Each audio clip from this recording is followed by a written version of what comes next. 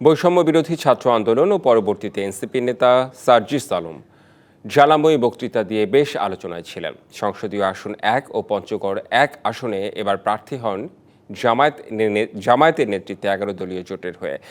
তবে শেষমেশ তার এমপি হওয়ার আশায় গুঁড়ো বালি ঢাললেন সাবেক স্পিকার জমির উদ্দিন সরকারের ছেলে নওশাদ জমির।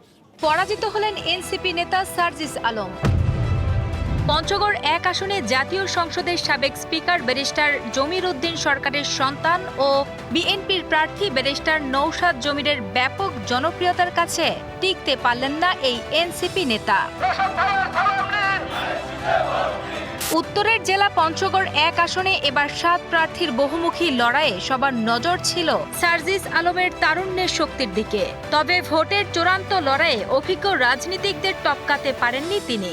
একদিকে বিএনপির আন্তর্জাতিক সম্পর্ক বিষয়ক সম্পাদক ব্যারিস্টার নওশাদ জমিরের পারিবারিক ভোট ব্যাংক, অন্যদিকে জামায়াত সহ ১১ দলীয় জোটের সমর্থনে সার্জিস আলমের তারুণ্যের শক্তি। সব মিলিয়ে লড়াই শেষে পরাজিত হলেন বৈষম্য বিরোধী ছাত্র আন্দোলন থেকে উঠে আসা আলোচিত নেতা সার্জিস আলম। শেষ হাসি হাসলেন বিএনপির হেভিওয়েট প্রার্থী ব্যারিস্টার নওশাদ জমির। বাংলাদেশ জাতীয়তাবাদী দলের বিজয়কে আটকানোর কোনো শক্তি বাংলাদেশের সামনে নাই। ব্যারিস্টার নওশাদ জমির এবং সার্জিস আলম ছাড়াও পঞ্চগড় ১ আসন থেকে গণ অধিকার পরিষদের মাহফুজুর রহমান, বিএসপির আব্দুল ওয়াদুদ বাদশা, ন্যাশনাল ফ্রন্টের সিরাজুল ইসলাম এবং লেবার পার্টির ফেরদৌস আলম লড়লেও তারা মূল প্রতিদ্বন্দ্বিতায় সেভাবে প্রভাব ফেলতে পারেননি।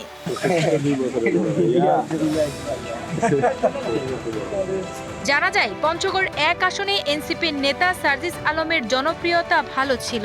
আওয়ামী লীগ ও সনাতন ধর্মের প্রধান ভোটভাগ না পাওয়ায় এবং বড় দলের শক্তিশালী প্রতিদ্বন্দ্বিতার কারণে তিনি হেরে গেছেন।